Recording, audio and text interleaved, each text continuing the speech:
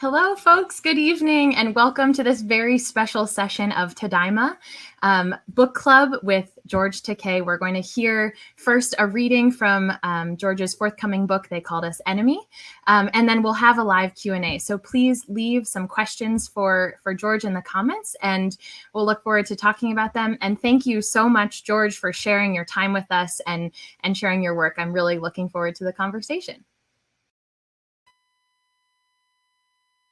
Hello, I'm George Takei, but some people call me Uncle George. Many years ago, when I was only 5 years old, my family and I were taken from our home by the United States government and put on a train that took us to a prison camp far away, along with 120,000 other Japanese Americans, although we had done nothing wrong.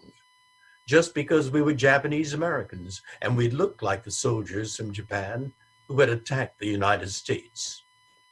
Looking back on it as an adult, I can see what a great injustice this was. But at the time, I was just a little kid. For me, my brother, and my baby sister, all we knew was that we were leaving our normal lives behind. My father told us we were going on a long vacation. But for me, it was an adventure. Last year, I teamed up with some friends of mine to make a graphic memoir about this childhood experience. And now, I'd like to read a little bit of it for you. October 7th, 1942. We see a train come roaring down the tracks. A sign is visible that says, "Welcome to Arkansas, land of opportunity." Roar! Roar! Roar! Roar! Roar Relocation Center, also known as Camp Roar, was the easternmost of the 10 internment sites. On this map, we can see the 10 camps: Tule Lake, Minidoka, Heart Mountain, Topaz, Manzanar, Amachi, Poston, Gila River, Jerome, and Roar. We can see that Roar is at the eastern edge of Arkansas, in the swamps where the Arkansas River joins the Mississippi. Look, it's Imai-san from North Hollywood.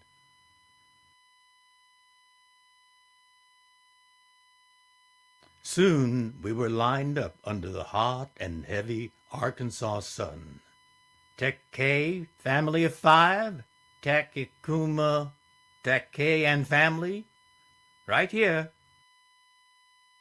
The guard came over to us. Block 6, Barrack 2, Unit F. That's where the driver's going to take you. Listen to Mama. That's where we are going. Are we going to ride in that truck? Yes, we rode past the barbed wire fence and into the camp.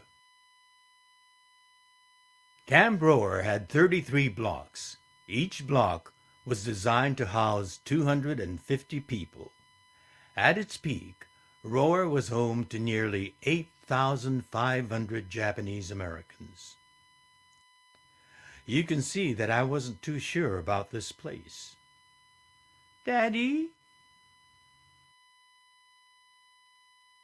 This is Block 6.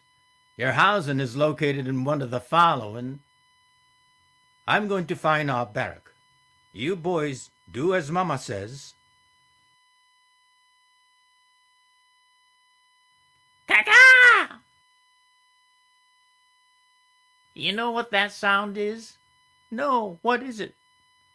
It's a dinosaur out there. A dino what? A dinosaur, dummy. Don't you know about dinosaurs?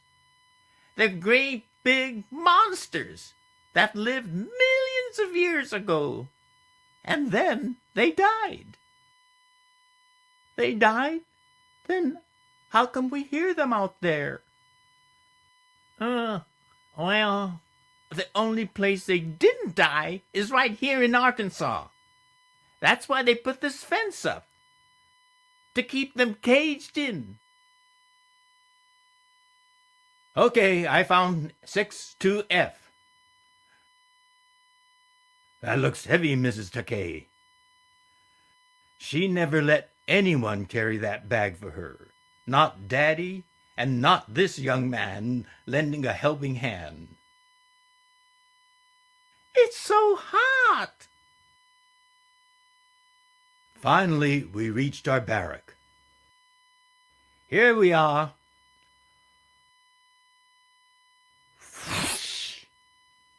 I'll never forget the heat that poured out of that cabin when Daddy opened the door. It steamed like a furnace. Thanks for your help, friends. It's too hot inside. Wait here while I open the windows. Clack. Let fresh air get in there for a while, and then we'll go in. Even after waiting, when we finally went inside, the air was still heavy and boiling. Don't touch it. It might still be hot. What we sleep on? They're distributing army cots at the other end of the block.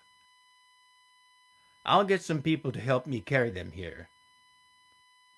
Suddenly, we heard voices through the wall. Wow, it's hot in here. Thanks for your help. Anytime, don't mention it. We hear right through wall. We not have privacy. Shikata ga nai. And a footnote explains that shikata ga nai means it can't be helped. I guess that's the way it's going to be. So they began unloading the bags into our new home. What do you think that is? She saved the biggest treat for last. Then Mama proudly revealed the secret that had been hidden inside her heavy bag. Her sewing machine. You brought that? I not want to leave it behind. And children going to be needing new clothes. Daddy stared at her for a long time. You knew this was forbidden. I know, but children be needing new clothes. At first, Daddy was baffled. But then he smiled.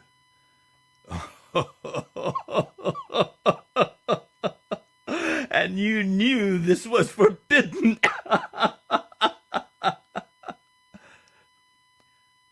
I didn't really understand what was so funny, but I do remember that to us kids, that sewing machine was one big, heavy, crushing disappointment.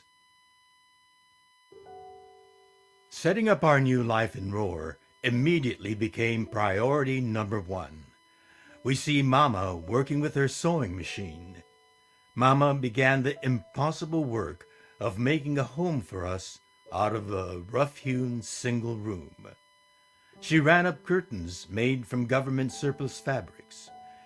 Using strips of discarded rags, she braided together colorful floor mats.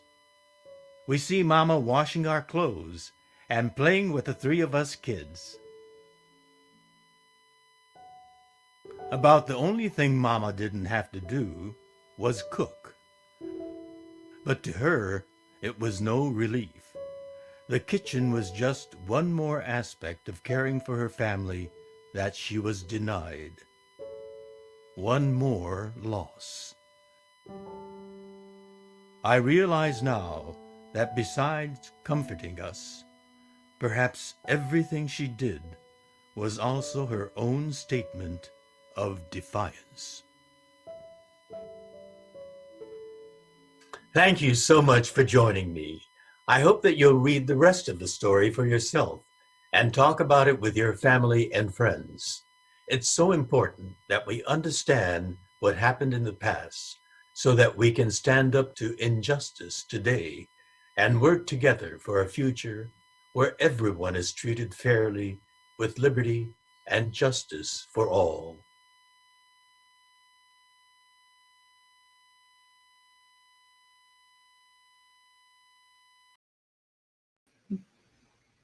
Hi, George. Hello. Thank you so much for reading some of your book with us and then also joining to have this conversation. We feel really lucky to be able to talk with you. I wanted to start by asking, and I know we see a little bit of it in the section that you read, but what do you remember most about your time at Rower? I know you were a kid, so what did you do for fun? How did you spend your days?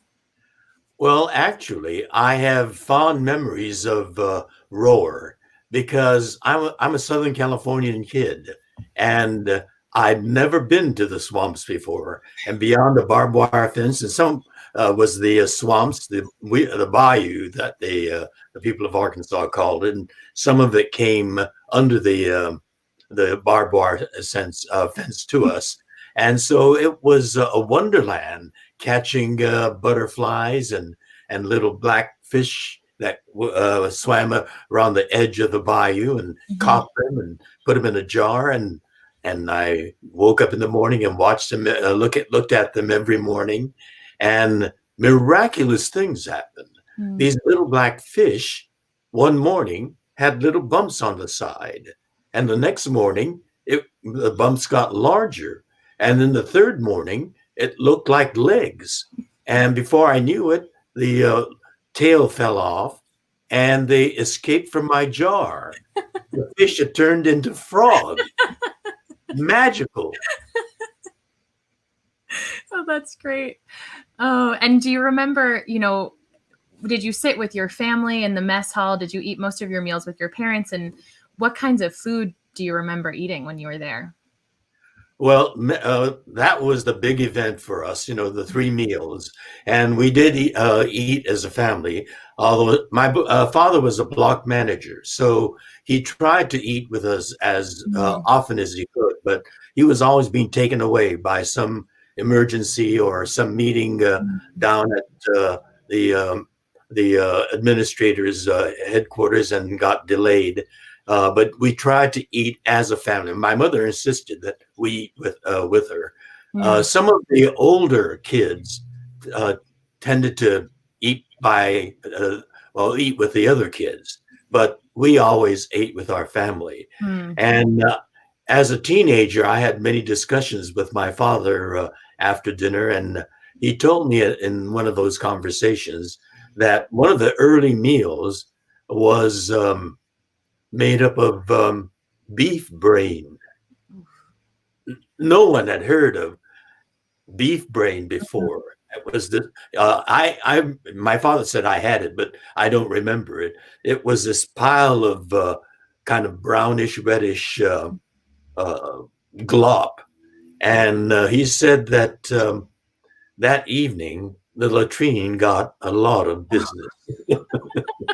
Oh, maybe it's better you don't remember that particular meal. Wow. But I remember my father telling me about it, and that has not left my memory. Oh my goodness. And I love the story you tell about your mother's sewing machine and that you're so excited it's some kind of surprise. And then it's the sewing machine, which I'm sure now as an adult, it's thinking about, oh, that made so much sense that she would bring that with her. But that crushing disappointment as a kid that it wasn't something else. What did your mom use the sewing machine for? What did she make while you were at Rower? Well, let me tell you a little bit more backstory behind Please. that big duffel bag that my mother hefted onto the train going to Roar. She knew it was going to be a long trip, and she wanted the children to not be bored, which of course children always become that. So she had prepared for us with that bag being crammed with Cracker Jack boxes, animal crackers, candies, chewing gum, goodies, and books, storybooks for our father to read to us. Mm. So it was a magical bag. Wow. And on that train trip, she kept pulling out wonderful or delicious goodies. And so we knew, Wow. because it was a heavy bag, that it must be loaded with a lot of good treats. And so we were really looking forward to getting to Roar and her opening up that duffel bag and sharing with us all that heavy bounty. Mm. We never expected her sewing machine. So it was a practical thing. And she didn't, we had to leave everything behind when we had to leave our home. Mm-hmm. And that was a brand new portable sewing machine, and she didn't want to abandon it. And she felt that she was strong enough to carry that. Wow. My mother was a strong lady, Right. a strong-willed lady as well. Mm. Yeah, she marched past all those big, lumbering, heavily armed MPs carrying contraband. They were forbidden. Anything with sharp edges or points was forbidden. Wow. And so if any one of those guards had challenged her and exposed her as trying to smuggle contraband in, it would have probably been a different story for us. Yeah. But she succeeded and got it in, and then revealed it to us. She made all sorts of things with that. She did make clothes for us, particularly for our baby sister, because she was growing out of a lot of her clothes. But she also gathered a lot of rags from people, and she braided them. She tore them into strips and braided them into mats because the floor was pretty rough. Right. And to protect, back in the barrack, we'd take our shoes off, and it was kind of splintery. So she made rugs to protect us underfoot. Mm. Wow. Those are just beautiful memories of your mom. We do have a question from the audience already that I want to ask because we're talking about your parents in camp. So Christy Abo asks, could you explain what a block manager was? My grandfather was also a block manager, and I was never sure what that meant. Well, the block manager was to manage the block, but that also involved liaising with the camp command. And I remember my father always making speeches in the mess hall after meals, breakfast, lunch, and dinner. And then when there were important discussions to be had, usually after dinner, the tables and benches were rearranged, and my father presided over those meetings. There was a unit in one of the barracks set aside as the block manager's office. And if there were problems, and there were always when you have, 250 people all living together under very rough and uncomfortable circumstances. For example, the latrine, especially for the women, was just a row of toilet pots. That was it. The shower was, a pipe with a shower system. And women were very, very uncomfortable with that, and so he needed to organize construction teams to build partitions or other sorts of bits of civilization in this very primitive sort of area. And in my after dinner conversations when I was a teenager after the war, he told me that an important part of his job was being a marriage counselor, because the stress, the anguish, the anxiety, and the terror or the outrage put stress on marriages.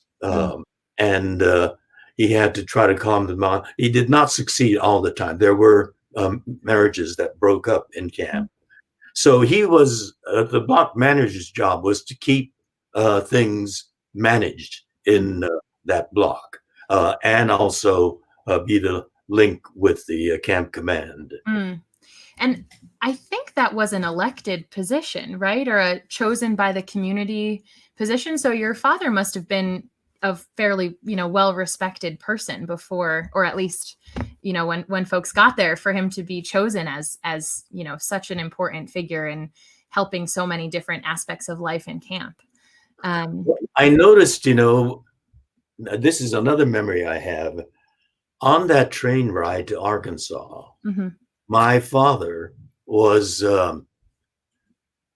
very silent. He spoke very little. My mother was always busy, taking care of us. And he was unlike the daddy that he was before camp. He was melancholy and just looking very anguished. But once we got to Arkansas and things had to be done, he became very active. And my mother was born here in Florin, which is today Sacramento. And but my father was born in Japan, but he was brought over when his mother passed when he was a young boy. And my paternal grandfather decided to start life anew, go to this new country, America, with his two boys. My father was the younger of the two boys, and they came to San Francisco. And so my father was educated, raised, went to middle school, high school, and college in San Francisco. And so he was American in every respect except for his birth. And so he spoke English fluently, and he spoke Japanese fluently. And so he was able to communicate with the Issei, the immigrant generation, as well as the American-born English-speaking Nisei generation. And so he became something of a, middle guy. He was in his late 30s by then, so he age-wise too, he was able to bridge the generational gap. And so that's how he became, that he was elected block manager. Wow. And George, you've talked a little bit about these conversations, after dinner conversations you've had with your dad when you were older. But what do you remember about life after Rower? When you left, where did you go? And what was it like sort of adjusting to being outside of camp? The worst part of internment for us, the kids, was after we were released, because children are amazingly adaptable. Yes, we were behind barbed wires, and we traveled a long distance from Los Angeles, California to the swamps of Arkansas. But children are adaptable, they adjust. And, there was the routine and the regimentation and the regularity of 3 meals a day at the mess hall. We adjusted to that. The worst part was when the war was over and we came back to Los Angeles. We were impoverished. The government took everything from us. My father's business, our home, the bank account, everything. And when the war ended, they gave us a one-way ticket to anywhere in the United States that we wanted to go to, and $25. $25 to start life anew. Because this was immediately after the war, the hatred was still intense. And so my father left the camp first to scout out things back in Los Angeles to see how safe it was. And he found a place for us to stay. And we stayed in Tule. We had gone to Tule Lake by this time. The loyalty questionnaire happened. And we were in Tule Lake. And once he found a job, his first job was a dishwasher in a Chinatown restaurant. Only other Asians would hire us. And he had a hotel room.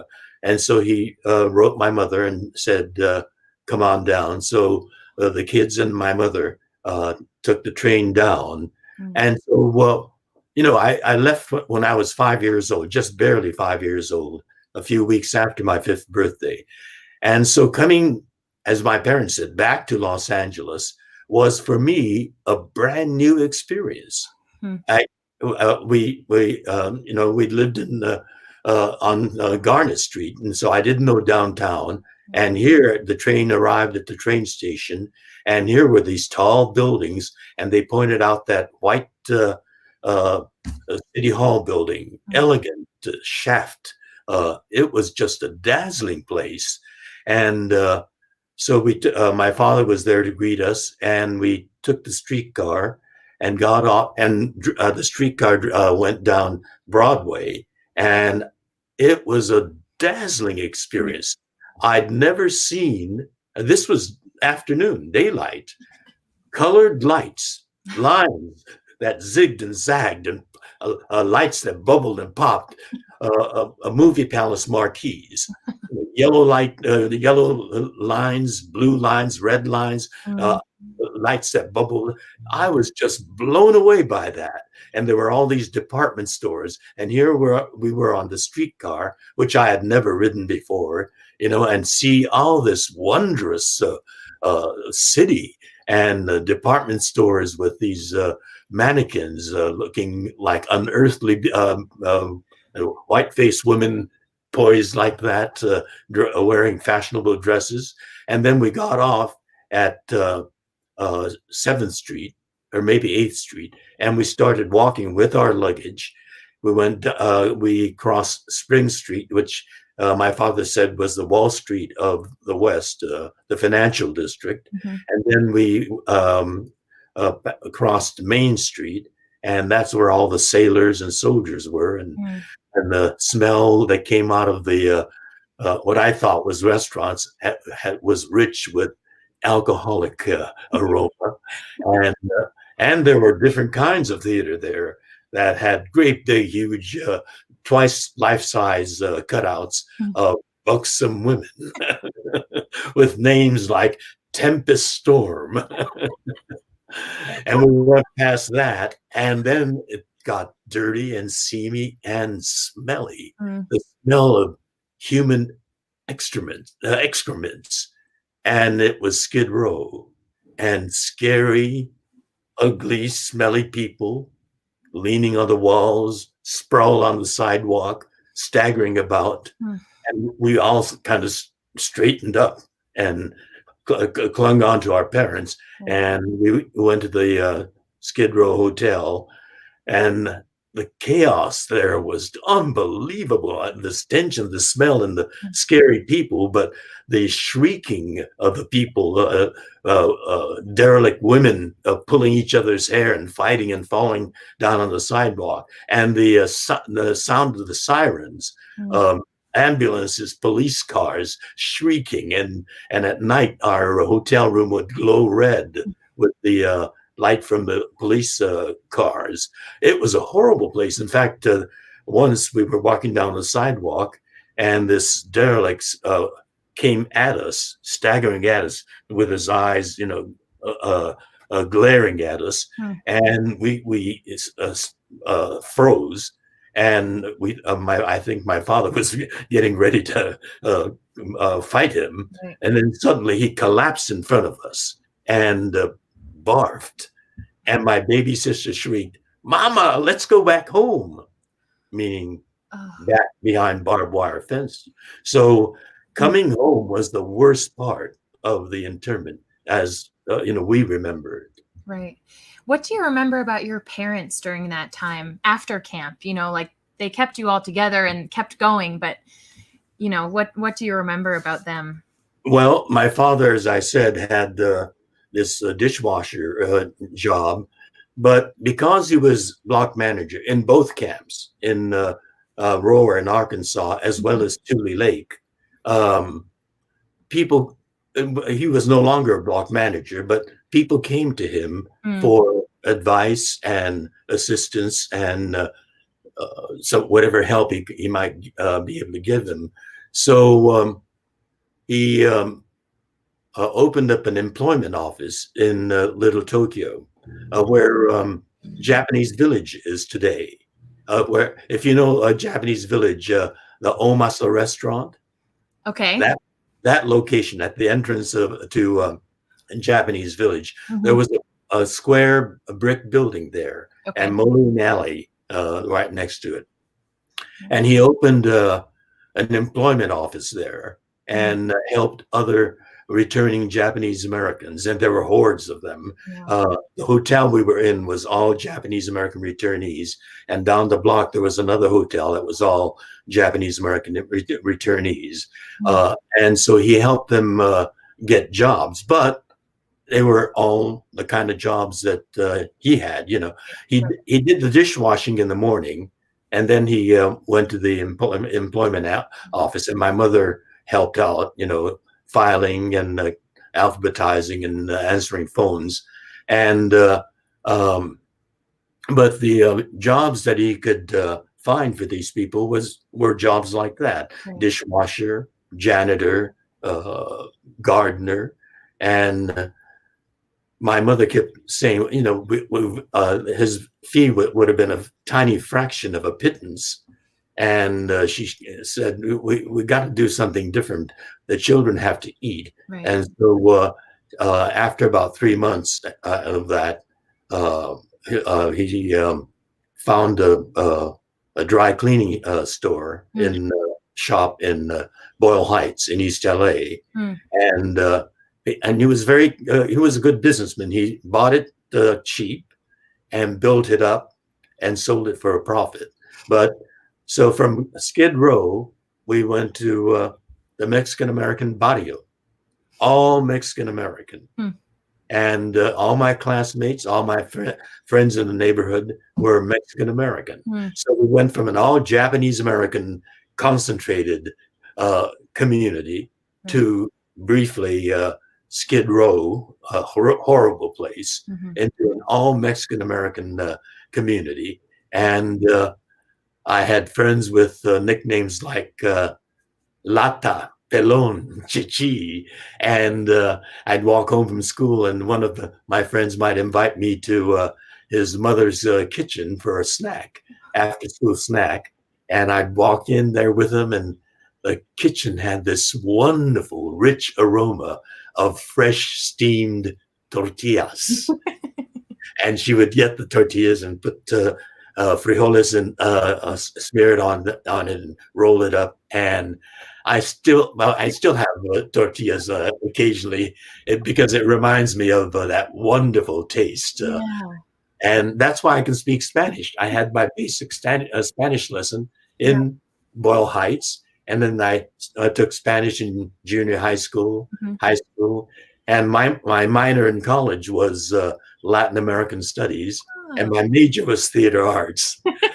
My father used to say, "You have a useless minor and a hopeless major.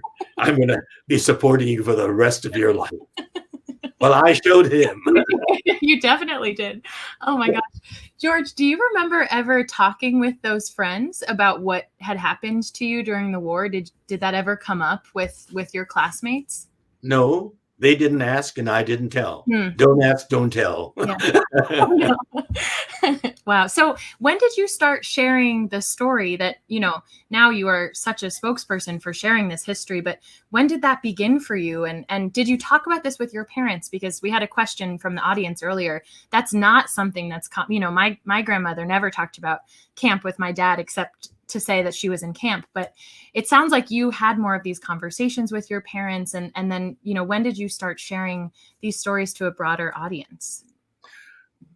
I feel really extraordinarily blessed in the father I had, because I became, as a teenager, I became very curious about, I knew that we were in, you know, my parents kept calling it camp, and I knew we were in camp, but I wanted to know more about what was called camp.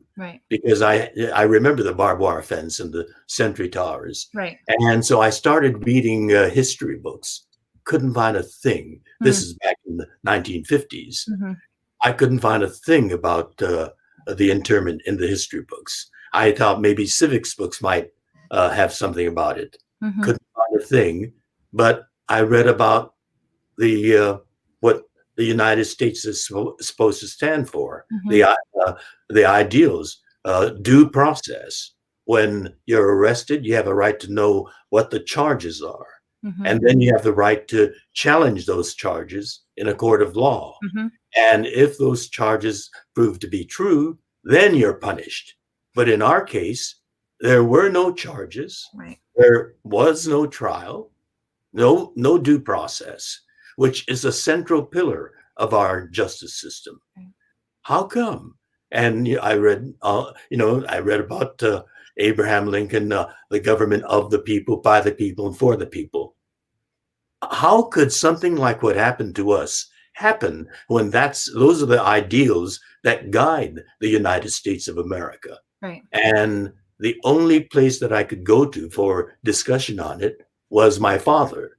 And so after dinner, we had many, many discussions about the internment. Mm. And I was pretty idealistic, and I challenged my father often, on that. I said, why? And one day I got very passionate, and I said, I blurted out, Daddy, you led us like sheep to slaughter into camp. And suddenly the conversational give and take stopped. Mm. My father was silent. And I immediately realized I'd hit a nerve. I had hurt him. Mm. And I felt terrible. This man who suffered the most, the anguish, the rage, and the sense of uncertainty for his children. And yet now, years later, his son was hurting him again. I felt terrible. And he was silent for quite a few beats. And then he looked up at me and said, well, maybe you're right. And he got up and went into his bedroom and closed the door. I was devastated. This man that I love so much, I felt like going up and knocking on his door and apologizing. But, I felt awkward. Right. And I thought, well, I'll apologize tomorrow morning. But when tomorrow morning came, it was even more awkward. And I never apologized. And now I can't. Right. So, but I am so eternally grateful because he's the one that shared so much, not only about the internment, and I learned about the anguish that he felt and all the relentless stages of this harassment and the cruelty of the harassment. A year into imprisonment, the government comes down with a loyalty questionnaire after they take everything from you and imprison you with no good cause, and then they're demanding loyalty. And that loyalty questionnaire had two critical questions, 27 and 28. Mm-hmm.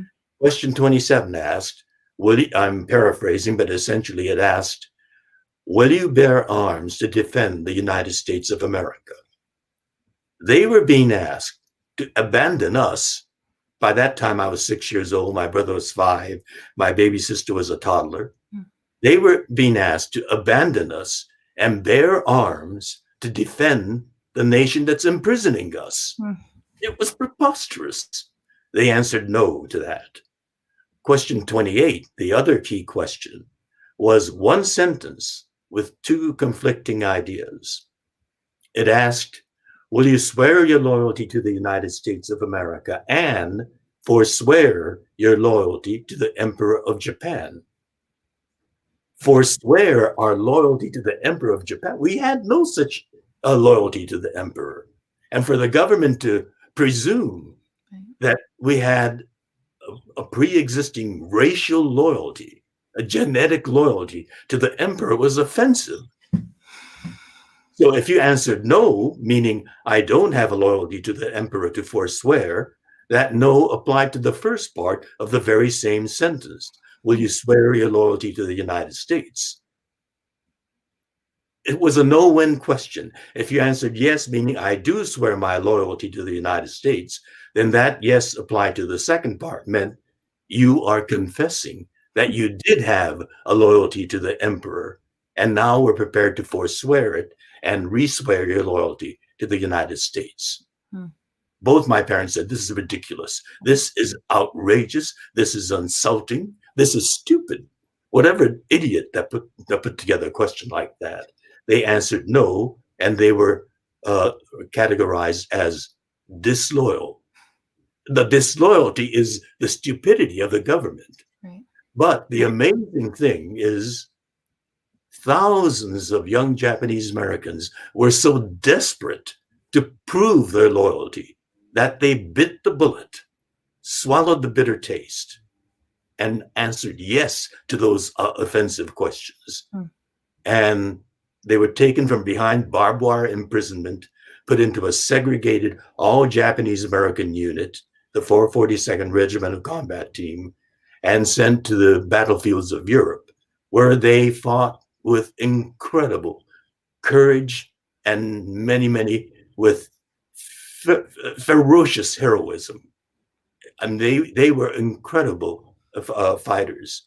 And they sustained, wave after wave of young Japanese Americans. They were literally used like cannon fodder. Mm-hmm. And they sustained the highest combat casualty rate of any other unit of comparable size. And when the war ended, they came back as heroes.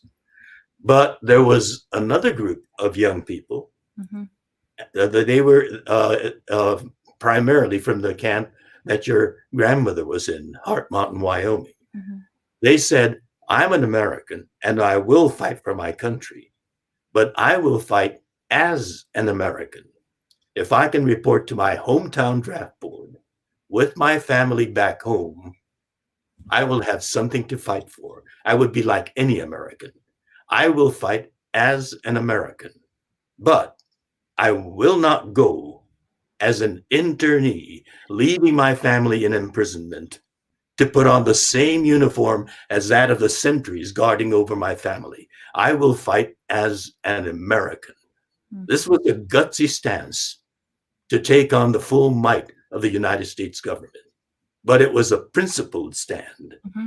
And it was an American stand, more American than those who bit the bullet and swallowed the bitter taste. And for that, they were tried for draft evasion.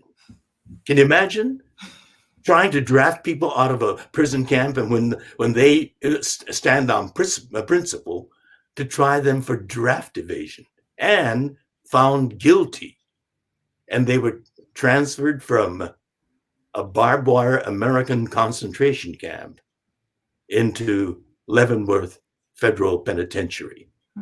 They thought they were soldiers. They fought on battlefields.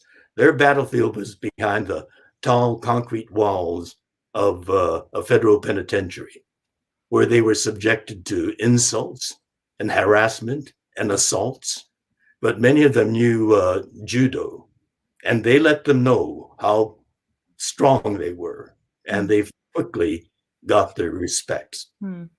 And they were vilified after the war by the heroes, in quotes, that came back from the European theater.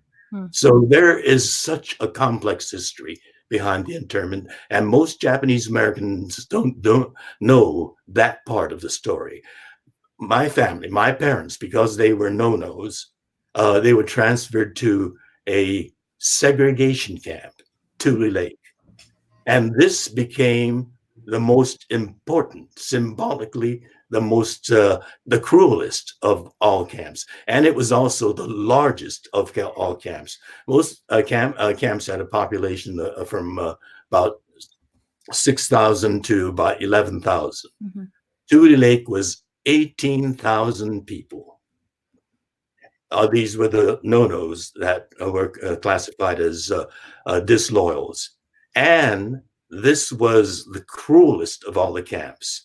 There was not only just one barbed wire fence. 2 more layers of barbed wire fence, and a half a dozen tanks patrolling the perimeter. Tanks that belonged on a battlefield, not goading and intimidating people who stood on principle, American principles, Yeah. and were unjustly categorized as disloyal.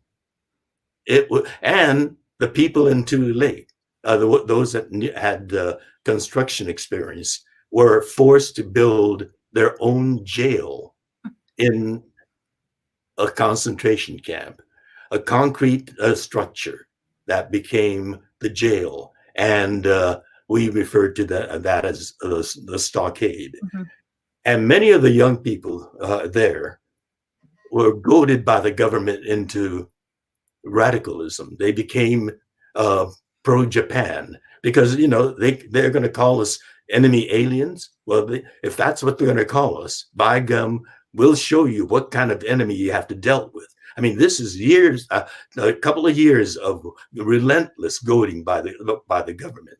And I remember waking up in the morning to the distant cadence of these young men jogging so that they'll be physically fit to rise up when Japan lands on the United States. They had the hachibaki, the headband, and some of them had the Japanese military rising sun painted on them. And the cadence I heard was "Washoy, washoy, washoy, washoy."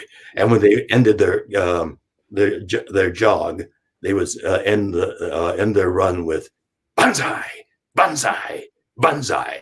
They were radicalized by the United States government and their stupidity. I mean, this is a very complex story. Right. And this part of the story is still not known even by Japanese Americans. Right. And I think that's partly why I'm so grateful that we get to talk with you about your book. And I think that's been a big part of this virtual pilgrimage as well, is to dive into this complexity and hear from all of these different perspectives and do a little bit of the healing work, because it's not, this is also a division within our own community of talking about helping these stories too. And so I think it's so important to bring these up and to say these things that are, harmful and have caused these sort of waves of intergenerational trauma, or just the silences within our families. We need to tell not only intergenerational, right? I mean, those families of the heroes that came back from Europe vilified those that were resistors or no-nos.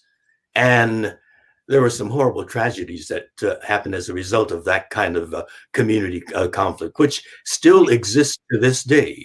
That those that vilified those people who stood on principle. Right. And it's trying to have these conversations so we can hold all of these histories at the same time, that it's not one over the other. George, we could talk about this forever, but I do want to talk a little bit about your book and ask you, what was the process like of writing this or working on this book? And why did you choose the graphic memoir format for this particular version of storytelling? Well, actually, I told the same story, which was published in 1994 in my autobiography called To the Stars. But on the cover, there's a picture of me in Starfleet uniform looking to the stars. I wrote on the coattails of Star Trek to tell our Japanese American story. And the first third is that part of my book that's in They Called Us Enemy. But even after the publication of To the Stars, I'd bump into people that I consider well-read, well-informed people. And so I'd share with them the story of my childhood imprisonment, and they would be shocked that something like that happened in the United States. Can you believe that? This was in the 1990s. Right. And it really troubled me, that the story is not really known by Americans. I mean, this is an American story. It's not a Japanese story. It's a Japanese American story. And this should be a part of the American history. And these presumably well-read people didn't know this chapter of American history. I became very concerned. And as a kid, I loved comic books. Mm. And I said, we have to reach the younger generation, maybe the adult generation are into their careers and building, their lives and too busy to be reading a book, even if it had the attraction of a Starfleet uniform on the cover. And so I said, we want to reach the young people. Right. And I loved comic books. And here is another way to tell the same story, but reaching that preteen, teen, young adult readership. And so I partnered with these experts in graphic novels and this wonderful artist, Harmony Becker, who did the drawings. And so we did it as a graphic memoir. And on the cover is an irresistibly adorable 5-year-old. That's supposed to be me. That's awesome. So what do you hope that readers will take away from They Called Us Enemy? What message or, motivation do you hope? Well, for one thing, people who read graphic memoirs and graphic novels are going to become the voters of tomorrow, literally tomorrow. 3 months from now, Right. We're going to have an election. But there'll be other elections too. And when, as a teenager, I was having these discussions, after dinner discussions with my father. He told me that this is a people's democracy. It is a participatory democracy. And we have to participate in this democracy. And he encouraged my brother and me to be active in student government. And we both became student body presidents. And one Sunday afternoon, when we were having a discussion about electoral politics, he showed me how it has to work. He drove me downtown to the Adlai Stevenson for President campaign headquarters and introduced me to electoral politics as a part of participatory democracy. And there I was working together with these people passionately dedicated to getting this great governor of Illinois, Adlai Stevenson, and I'd heard his speeches on the radio. He was a great man, and we wanted him to become president. He did, because he ran against the popular general Eisenhower. But nevertheless, I understood the importance of participating in electoral politics, and I became involved in other presidential campaigns and dressed my little niece up in her kimono, and we got a Little Tokyo headquarters for George McGovern. I was a McGovern delegate to the Democratic Convention, and we opened the George McGovern Little Tokyo headquarters with my niece in a kimono and handing a bouquet of roses to Mrs. McGovern when she came to help open the headquarters. But electoral politics is very important, participating in not just the electoral part of it, but even more serving on commissions, appointed positions, on boards, and actively engaged. And with the graphic memoir, we get to reach young people when their minds are still open and flexible and absorptive. And with an election coming up, I thought this would be, well, actually the book came out last July, just about a year ago. And now They Call Us Enemy is going to come out in a expanded hardcover, plus in 5 foreign languages, in Spanish, Nos llamaron enemigo, in French, in German, in Portuguese, and it's now being translated into Japanese. Wow. Congratulations. That's really exciting. I'm very excited. Yeah. Oh, And there's interest in it for a television miniseries. So we're very excited by that. That's awesome. And you've already shown you can do all the voices. You could do all the characters. We saw that already. Oh, that's great. Well, George, You heard it. Yeah, we heard it. We heard it. Exactly. We are fast approaching the end of our hour, which flew by, but we've gotten a couple of questions. I'm going to sort of put them together because several folks have asked, how is it that you wake up every morning committed to still fighting for good? How have you kept your faith in the United States and in the promise of democracy, despite, everything that you experienced and your family experienced, but that we continue seeing today? What kind of message of hope and inspiration keeps you going and maybe could keep more of us going too? Well, at the beginning of my life, I spent it behind barbed wire fences with armed guards, American guards guarding American us, Japanese Americans. And here I am being able to publish books. I've got a lot of books out. 1, 2, 3, 4. This is a 5th book. To publish books on my story. I enjoy a good career as an actor and as a writer and as an activist. And we're supposed to be in quarantine, but I'm being kept busy with requests for videos supporting this charity or that good cause or a good candidates. I just did another one for the Biden-Harris campaign this morning before talking. So I feel very blessed in this life. Yes, the same kind of thing is happening again. When I was a teenager, we had the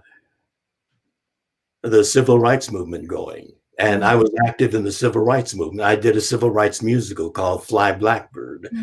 And we were asked to perform at many civil rights rallies throughout LA County. And at the biggest one at the sports arena downtown, the keynote speaker was to be Dr. Martin Luther King Jr. And as you know from the book, I got a chance to meet and shake hands with Dr. King and chat with him briefly. And so I've been a participant in social justice campaigns. During the Vietnam War, I was in the peace movement. By that time, I was pursuing an acting career, and I joined the Hollywood peace movement, the Entertainment Industry for Peace and Justice, EIPJ, and worked side by side with people like Jane Fonda and Donald Sutherland. And so the 60s was a very turbulent time. A president got assassinated. Dr. Martin Luther King got assassinated. President Kennedy's brother, Bobby Kennedy, got assassinated.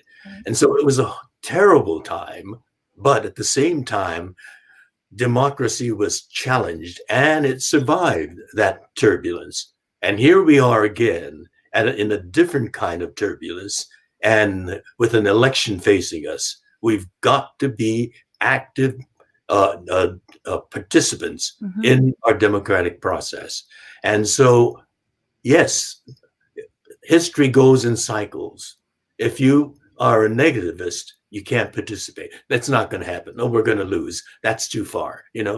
You've got to say, we will prevail. And you've got to have the North Star of our Constitution, which has shining ideals. And we have to keep on keeping on.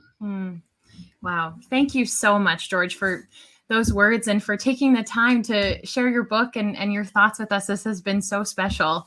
We're